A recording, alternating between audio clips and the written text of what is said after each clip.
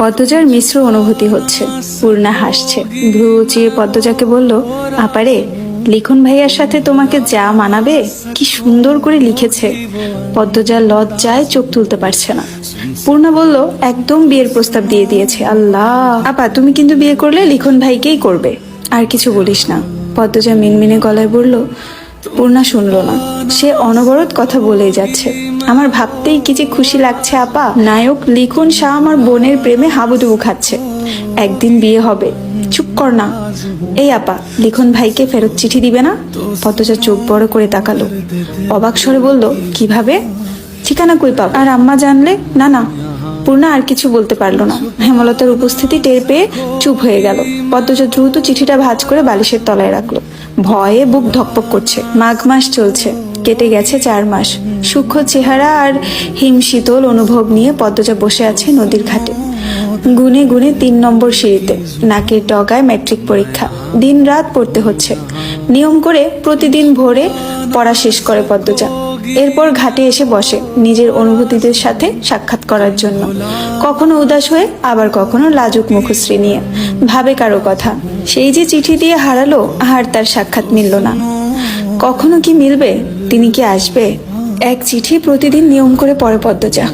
ধীরে ধীরে অনুভব করে তার মধ্যে আছে অন্য আরেক সত্তা, যে সত্তা প্রতিটি মেয়ের অন্তঃস্থলে গভীরে জেঁকে বসে থাকে ভালোবাসার অনুভূতি নিয়ে। পূর্ণা আসলো শীতের চাদর মুড়ি দিয়ে। 2 দিন আগে তার 8ম শ্রেণীর চূড়ান্ত পরীক্ষা শেষ হয়েছে। হিমেল হাওয়ার হাড় কাঁপানো শীতে পূর্ণা থেমে থেমে কাঁদছে। আপা! পদ্মজা তাকালো, মৃদু হেসে বলল, কি? পরপরই আবার উৎকণ্ঠা নিয়ে বলল, আম্মা আবার অসুস্থ হয়ে পড়েছে? পূর্ণা পদ্মজার পাশ ঘেঁষে বলল, না, আম্মার কিছু হয়নি। পদ্মজা হাফ ছেড়ে বলল, আম্মা সারাদিন সেলাই কাজ করে, একদিকে তাকিয়ে থাকে, এক জায়গায় বসে থাকে। এর জন্যই শরীরে এত অশান্তি, দুর্বল হয়ে পড়েছে। আব্বারে বলিস আম্মারে নিয়ে সদরে যেতে। আমার কথা তো আব্বা শুনবে না। আচ্ছা। দুজন নদীর ওপারে চোখ রাখলো।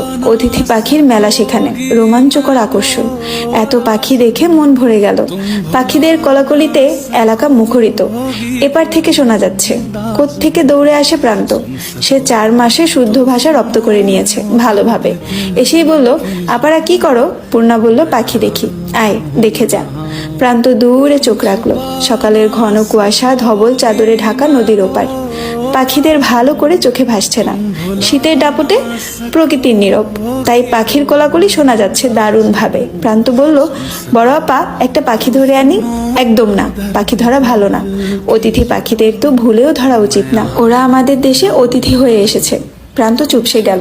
এরপর মিয়ে যাওয়া গলায় বলল, আচ্ছা ঠিক আছে, তোরা এখানে কি করস?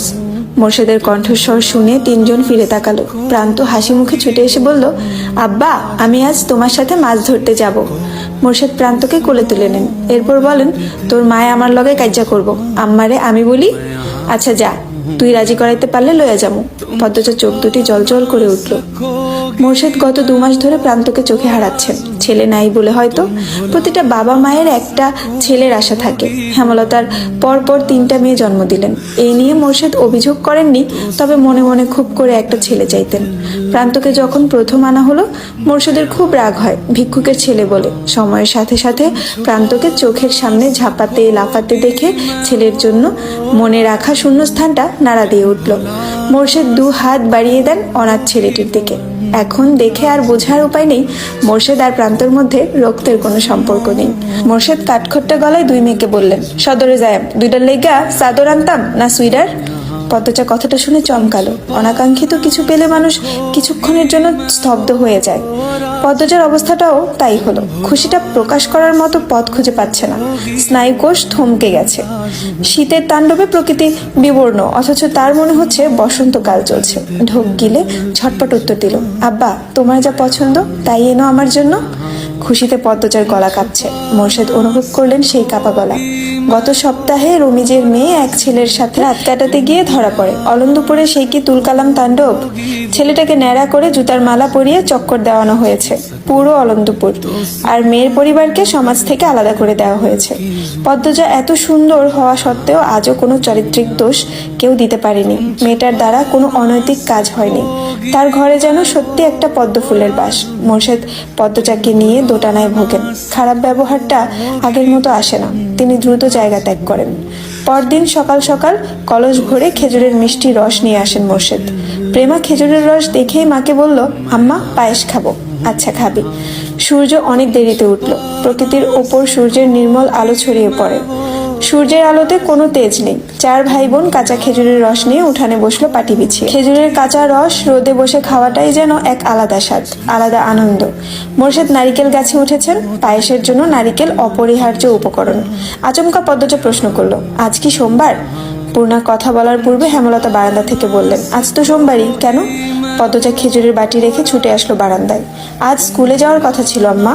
ঝুমা ম্যাডাম বলেছিলেন গুরুত্বপূর্ণ কথা আছে, সবাইকে যেতে হবে। আমায় বলে রাখতি সামনে পরীক্ষা, গুরুত্বপূর্ণ দেখে পড়া দিবেন, এজন্যই ডেকেছেন। তাড়াতাড়ি যা। এই পূর্ণা তুইও যা। দুই বোন বাড়ি থেকে দ্রুত বের হলো। সূর্য উঠলেও কনকনে শীতটা রয়ে গেছে। দুজনের গায়ে মোর্শেদের আনা নতুন সোয়েটার। পদ্মজা যখন মোর্শেদের হাত থেকে সোয়েটারটা পেল, আবেগ লুকিয়ে রাখতে পারেননি। মোর্শেদের সামনে হাউমাউ করে কান্না করে ওঠে। মোর্শেদ অপ্রস্তুত হয়ে বাড়ি থেকে বেরিয়ে যান। ফিরেন অনেক রাত্রে। পূর্ণা বলল, আব্বার পছন্দ ভালোই তাই না আপা? কিসের পছন্দ? সোয়েটারগুলো কি সুন্দর। পদ্মজা হাসলো। সামনের কটি দাঁত ঝিলিক দিল। হাতের ডান পাশে ধান ক্ষেত। ধান গাছের ডগায় থাকা বিন্দু বিন্দু জমে থাকা শিশির রোদের আলোয় ঝিকঝিক করছে। অনেকে হাতে কাঁচি নিয়ে প্রস্তুতি নিচ্ছেন ধান কাটার। বাতাসে নতুন ধানের গন্ধ। হঠাৎ পূর্ণা চেঁচিয়ে উঠল, আপারে লিখন ভাই। পদ্মজার নিঃশ্বাস গেল থমকে। মুহূর্তে বুকের মাঝে শুরু হয় তাণ্ডব। পূর্ণার দৃষ্টি অনুসরণ করে পিছনে তাকালো পদ্মজা। লিখন ব্যস্ত পায়ে এদিকে আসছে। পাশে মগা। পদ্মজা অজানা আশঙ্কায় চোখ ফিরিয়ে নিল। পূর্ণাকে বলল, এখানে আর এক মুহূর্তও না। কথা শেষ করে পদ্মজা স্কুলের দিকে হাঁটা শুরু করলো। পূর্ণা অবাক হয়, কিন্তু এ নিয়ে রাগ করলো না। লিখন পিছন পিছন আসছে। পদ্মজার বুক কাঁপছে বিরতিহীনভাবে। চাহনি অশান্ত। বটগাছের সামনে চিন্তিত ভঙ্গিতে দাঁড়িয়ে আছে লিখন। শীতের সূক্ষ্মতায় বটগাছের অধিকাংশ পাতা ঝরে পড়ছে। লিখনের কাছে শীতকাল খুবই অপছন্দের ঋতু। শীত চরম সূক্ষ্মতার রূপ নিয়ে প্রকৃতির উপর জেকে বসে থাকে, যা সহ্য হয় না লিখনের। ঠান্ডা লেগেই থাকে। ছোট থেকে কয়েকবার নিয়মিনয়ে ভুগেছেন। সে মনে প্রাণে বিশ্বাস করে রক্ষতা, তিক্ততা ও বিষাদের প্রতিমূর্তি শীতকাল। তখন পদ্মজা এত দ্রুত হাঁটছিল যে মনে হচ্ছিল সে পালাতে চাইছে। লিখন আর এগোয়নি, পালাতে দিল পদ্মজাকে। মগা বলেছে পদ্মজার লোক সমাজের ভয়, তাই লিখন এই নির্জন মাঠের পাশে বটগাছের নিচে দাঁড়িয়ে আছে। পদ্মজা এ পথ দিয়েই বাড়ি ফিরবে, তখন যদি একটু কথা বলা যায়। পদ্মজা জড়সড় হয়ে হাঁটছে। আতঙ্কে ঠোঁট শুকিয়ে কাঠ। বারবার জিহ্বা দিয়ে ঠোঁট ভিজিয়ে নিচ্ছে। পদ্মজা মিনমিনি গলায় পূর্ণাকে ডাকলো, পূর্ণা রে। পূর্ণা তাকালো। পদ্মজা এদিক ওদিক তাকিয়ে বলল, আমার ভয় হচ্ছে। উনি মাঝপথে দাঁড়িয়ে নেই তো? পূর্ণা চরম বিরক্তি নিয়ে বলল, থাকলে কি হয়েছে, খেয়ে ফেলবে? পদ্মজা আর কথা বলল না। পূর্ণার সাথে কথা বলে লাভ নেই। তখন লিখন শাহকে পাত্তা না দেওয়ার জন্য পূর্ণার খুব রাগ হয়েছে। পদ্মজা বরাবরই মাথা নিচু করে হাঁটে, তাই লিখন শাহকে দেখতে পেল না। পূর্ণা দূর থেকে দেখতে পেল, কিন্তু এবার আর আগে থেকে বলল না পদ্মজাকে। সে উত্তেজিত হয়ে পড়ে। ভাবে লিখন শাহ যখন আপার সামনে এসে দাঁড়াবে কি যে হবে। লিখন পদ্মজার দূরত্ব মাত্র কয়েক হাত। তখন পদ্মজা আবিষ্কার করলো লিখনের উপস্থিতি। ওনার ঘোমটা চোখ অবধি টেনে নেয় দ্রুত। ভয়ে লজ্জায় সর্বাঙ্গে কাঁপন ধরে। লিখনের পাশ কাটার সময় পুরুষালী একটি কণ্ঠ ডেকে উঠল, পদ্ম। পদ্মজা দাঁড়াতে চায়নি, তবুও কেন জানি দাঁড়িয়ে গেল। লিখন দুই এক পা এগিয়ে আসলো। পূর্ণা ঠোঁট টিপে সেই দৃশ্য দেখলো। লিখন উসখুস করছে, কথা গুলিয়ে ফেলছে। পদ্মজা লিখনকে পিছনে ফেলে সামনের দিকে এগিয়ে গেল। লিখন হতভম্ব হয়ে তাকিয়ে দেখলো। পূর্ণা বলল, আমাকে বলুন, আমি বলে দিব। লিখন পকেট থেকে একটা চিঠি বের করলো। এরপর অনুরোধ স্বরে বলল, দয়া করে তোমার বোনকে দিও, আমি কাল বিকেলে ঢাকা চলে যাব। পূর্ণা হাসি মুখে চিঠি নিল। এরপর বলল, আপা আপনার আগের চিঠিটা প্রতিদিন পড়ে। লিখনের ঠোঁট দুটি হেসে উঠল। পূর্ণা দৌড়ে ছুটে গেল পদ্মজার দিকে। লিখন আর পিছু নিল না। পূর্ণা আসতেই পদ্মজা ধমকে উঠল, কি কথা বলছিলে এত? কেউ দেখলে কি হতো? তুই আম্মার কথা কেন ভাবছিস না? পদ্মজার কাঁদো কাঁদো স্বরে পূর্ণা চুপসে গেল। সত্যিই কি সে বেশি করে ফেললো? পূর্ণা চোখ নামিয়ে চুপচাপ হেঁটে বাড়িতে চলে আসলো। চিঠির কথা পদ্মজাকে বলা হয়নি। গোধূলি বিকেল হেমলতা পদ্মজাকে ফরমাইশ দেন, পদ্ম কয়েকটা টমেটো নিয়ে আয়। আচ্ছা আম্মা। পদ্মজা লাহারি ঘরের ডান দিকে